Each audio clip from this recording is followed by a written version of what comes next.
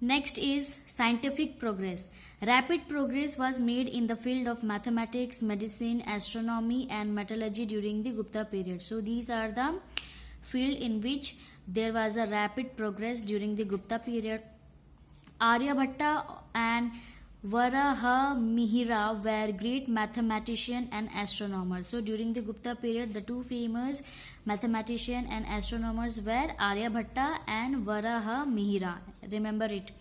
Aryabhatta found solution to many problems in arithmetic, algebra, and geometry. So he used to found the solution of many problems with related to arithmetic, algebra, and geometry.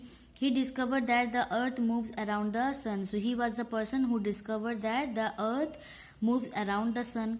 He also found out the cause of lunar and solar eclipse. So he also found out the reason why there is lunar and solar eclipse.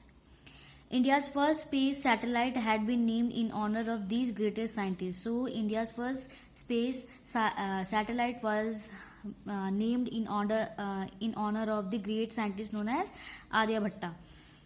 Varahamihira explained planetary movement and astronomical phenomena and deduced important mathematical theories. So, beside Aryabhatta, Maharavihira also explained the planetary movement, how many planets are there in our solar system, and what are the astronomical phenomena, or you can say your astrologies were being given by Varahamihira, and even he gave different types of mathematical theories. Vegbhata wrote a book on the Ayurvedic system of medicine. So he is a very famous person during the Gupta ruler, and he wrote a book named as Ayurvedic system of medicine. The system of numerals was first used and developed by the Indians and later adopted and improved by the Arabs. So the system of numerals were first used and developed by the Indian people, and later on it was improved by the Arabs. The concept of zero and the decimal system are India's great contribution to mathematics. So it was Indian who had discovered the concept of zero and decimal system, which we use in our present world.